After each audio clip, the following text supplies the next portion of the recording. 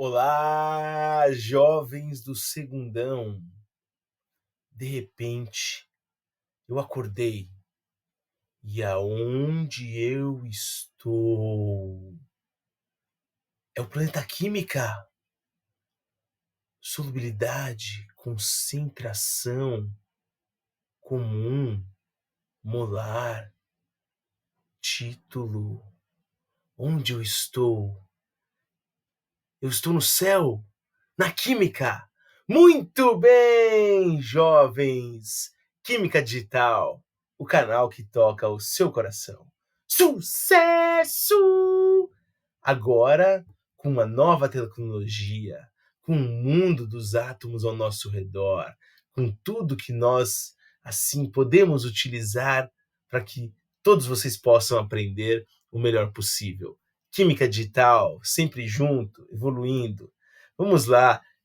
Jovens, jovens, jovens do nosso segundão, primeiramente eu vou, vamos dizer, fazer uma retomada do conteúdo com relação ao que eu passei na semana passada, da solubilidade, coisa rápida, para que nós possamos formalizar a questão das concentrações.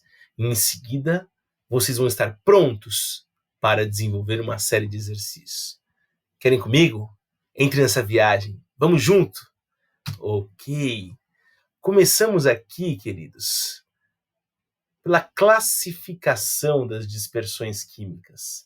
As dispersões químicas, elas podem ser classificadas, como vocês já sabem, em suspensões, partículas grandes, né? Partículas que praticamente não se dissolvem, que com o tempo, com o material ficando parado, elas vão para o fundo. E aí nós temos o quê? A necessidade de se agitar a solução, o material, não a solução, a dispersão. Agite antes de usar. É a marca registrada das suspensões.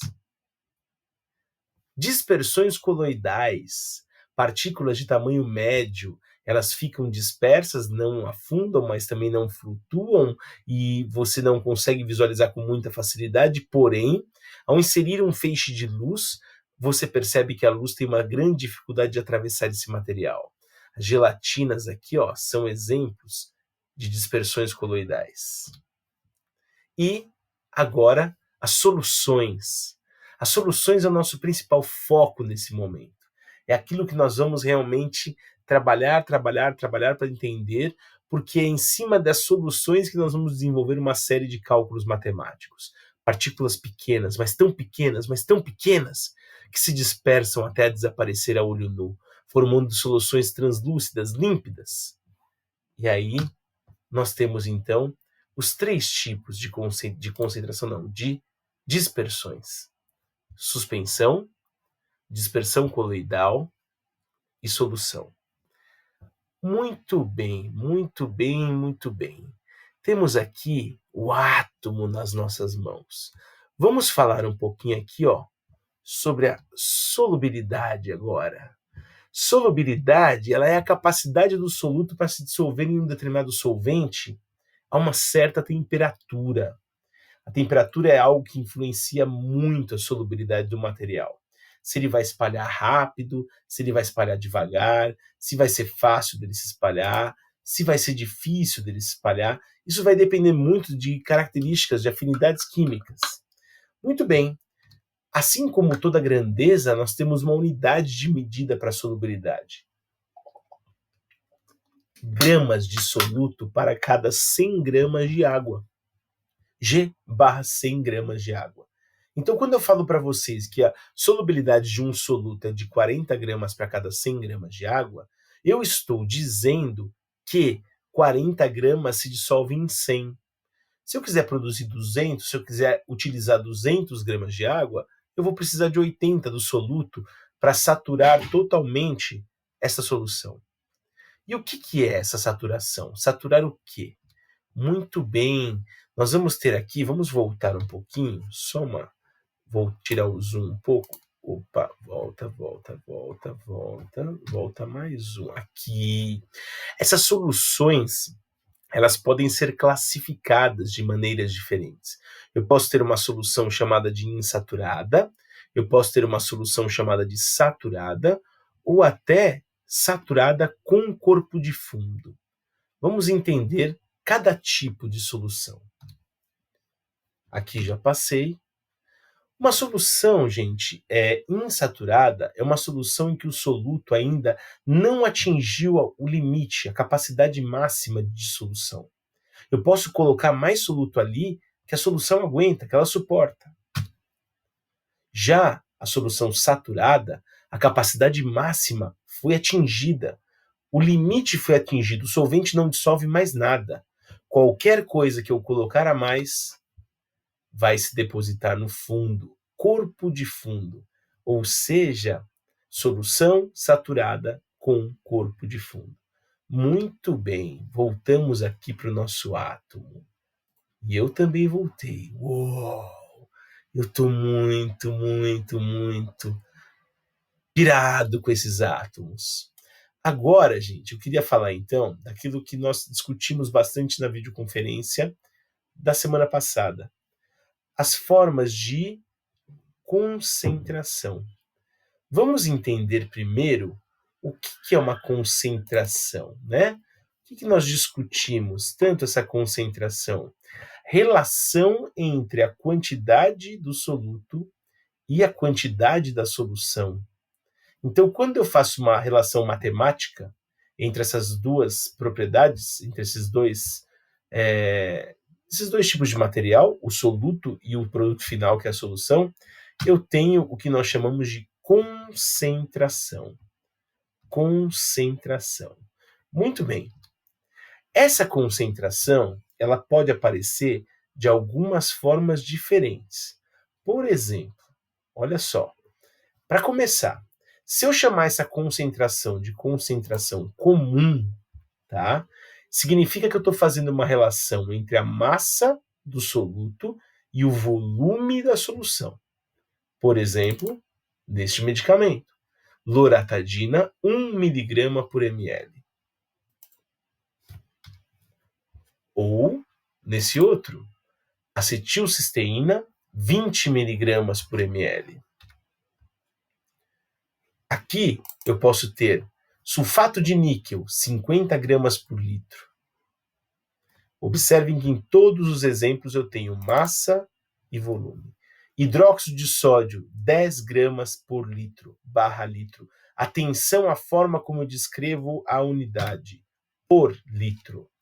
E assim, nós temos então, para padronizar as coisas, uma unidade oficial, grama por litro. Se eu falo para vocês então que eu tenho um material como sulfato de níquel, 2 gramas por litro, quer dizer que a cada 1 litro da minha solução eu tenho dissolvidos ali dentro 2 gramas do soluto, que é o sulfato de níquel.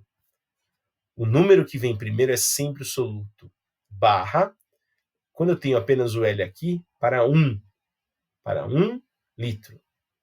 Muito bem, gostei.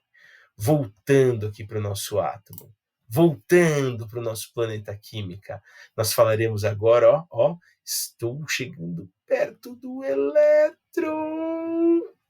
Concentração molar. Bora? Concentração molar, gente, é uma relação agora entre o número de mols do soluto e o volume da solução. Unidade oficial, simples, mol por litro. Se eu falo para vocês, eu tenho ácido clorídrico 5 mols por litro, significa que a cada 1 litro do material preparado, eu dissolvi 5 mols do ácido. Se eu pergunto para vocês, e quanto eu teria em meio litro do produto? Meio litro, eu teria 2,5 mol, a metade. Ou seja, eu quero que vocês entendam que isso aqui nós vamos estabelecer uma proporção, uma regra de 3. Quantos mols eu teria em 1? Agora ele quer saber quantos mols eu teria em 10. Então vocês vão estar sempre atentos à relação mol por volume, só que a unidade oficial utilizada é mol para cada 1 litro. Ótimo, muito bom, muito bom. Olha eu aqui de novo. Voltei, estamos aqui. E agora para falar do terceiro tipo de concentração, o título. O título ele pode ser expresso de duas formas diferentes. O título pode ser expresso em massa ou em volume. Título em massa significa que eu estou relacionando a massa do soluto e também a massa da solução. Já o título em volume, eu estou relacionando a massa. Opa! Peraí, volta aqui, título. A massa. Perdão, o título em volume seria o volume do soluto e o volume da solução. Vamos pegar alguns exemplos. Vamos lá. Primeira unidade. Como o título você vai dividir massa por massa, ou volume por volume, o cálculo em si, o número, ele não vai ter unidade. Então, as unidades foram criadas para ajustar as proporções matemáticas. Por exemplo, porcentagem. Sempre que vocês tiverem um material, uma solução, com a concentração expressa em porcentagem, significa que isso é o título. Agora, se do lado dessa porcentagem tiver MM, é o título em massa, massa do soluto e massa da solução. Se tiver VV, é volume, volume, título em volume. Então, porcentagem significa para 100. Muita atenção a este detalhe. Para 100. Quanto de soluto eu tenho em 100 da solução? Exemplo, 30%, uma solução de glicose a 30% massa-massa. Significa que eu tenho 30 gramas de glicose a cada 100 gramas da solução. Quando você consegue entender isso, tudo fica mais leve, tudo fica melhor, tudo fica mais claro. Aqui, parte por milhão. ppm, tá? É o símbolo de parte por milhão. Nós vamos ter o quê? A concentração de, exemplo, né? A concentração de monóxido de carbono no ar é 2 ppm massa-massa. Significa que eu tenho 2 gramas de CO espalhados em 1 milhão de gramas do ar atmosférico. Parte por milhão. Normalmente, essa unidade ela é muito utilizada para concentrações de valor muito baixo. Alguns contaminantes, por exemplo, mercúrio em lotes de peixes, ou poluentes no ar, valores que a concentração ficaria num valor tão baixo se fosse grama por litro, que fica inviável de se trabalhar. Então, ou porcentagem, se utiliza parte por milhão. Muito bem, jovens. Então, nós fechamos aqui esse primeiro momento em que nós falamos das concentrações dos materiais. Agora é a hora de você, com o universo químico, com o universo dos átomos que está aqui na minha mão, jogar para dentro de você. E assim, resolver os exercícios que eu vou propor. Um grande abraço. Química Digital, sempre inovando, junto com vocês. Átomos!